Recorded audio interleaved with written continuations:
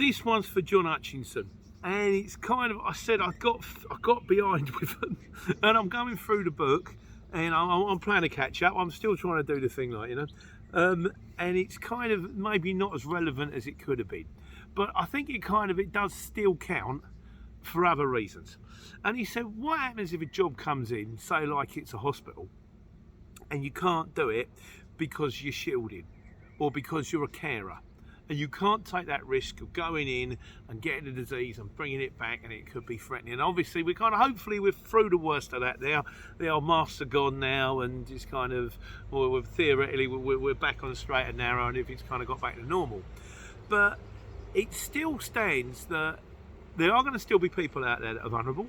There are going to be people out there that are still maybe caring, looking for people, and maybe they don't want to do these things. Just because you got the COVID thing, that doesn't necessarily mean that you might have someone vulnerable at home. They might be asthmatic, and you think, well, I don't actually want to go to a building full of germs. Why do they do that?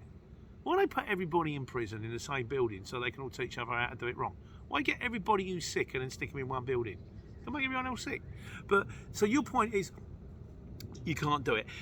I'll give you another example. When we were doing the Van Gogh network thing, which obviously was a car crash, we used to have a guy on us. I can't remember his name. He used to work on a firm, and he wouldn't do drugs or alcohol. So he wouldn't do, like, you know, we do cigarettes anyway. But if a job came in, you know, they'd say, well, it's, you know, Watford and Milton Keynes, and it would come through, and it's a Matthew Clark. And it was like, you know, pallets or beer or something like that. Ring him up, say, I'm not doing it. And he said, well, it's not. And I said to Jim about it. I said, is it a religious thing? And he went, no. For the guy's not religious. He hasn't actually got any fixed, kind of like me. I've got no, you know, C of E. I've got no fixed religion particularly. But he just wouldn't do it on kind of ethical grounds. And I think sometimes, occasionally, the odd shipper got a little bit shirty with him. And they turn around and go, well, you took it now, you've got to do it. And he would go, no, I haven't. Said, you didn't list it as alcohol? I don't do alcohol. I think he actually did put it in his notes. He said, I don't do alcohol. I'm not doing it. And at the end of the day, if you don't want to do it, don't do it. Obviously, communication, as I always say, is the key, because if you just decide you're not going to do it and you go home and you leave the shipper hanging, it's like, well, no, I've sent a van in there to sort this stuff out. Where I can't get him on the phone, he's not speaking to me. That's no good. You just ring them up, and again, be polite, be nice, and just explain to them, I don't do alcohol, or I can't do hospitals. I've got a dad at home who's 80 and he's got breathing problems. I can't go into a hospital because if I catch something and I go home, it could kill him.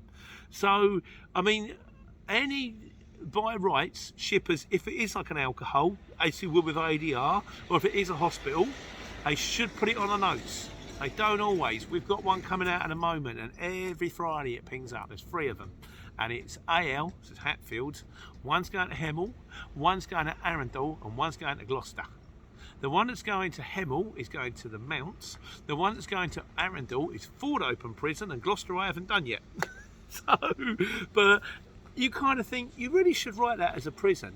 Not necessarily on sort of like moral grounds, but you know that you're going to be on that. You might be an hour and a half, because you have to go through the gate. They take your phone off you. They get the mirrors out. They do the whole thing. So really, you should let people know. It's like if it comes up at SD10 or SD14 and it says in large letters underneath, not JCB. You kind of should let people know.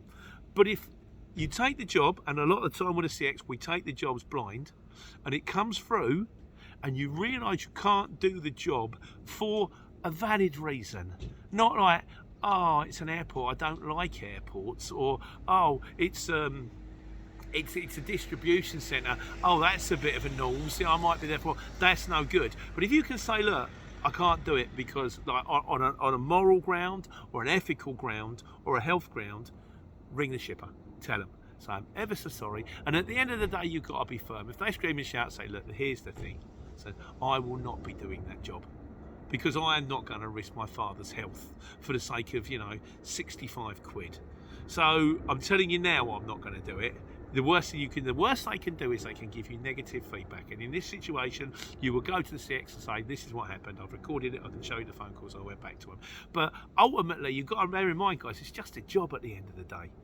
And you don't put anyone in danger, and you don't do anything that you're not 100% comfortable with just because it's accidental. But like I say, you will weigh that one up. That's my approach. I'm sure other people have different opinions, which is why we will discuss it on Sunday. And in the meantime, enjoy the sunshine. Got my shorts on. He's probably going to take you about to see that. And yeah, take care. Take money.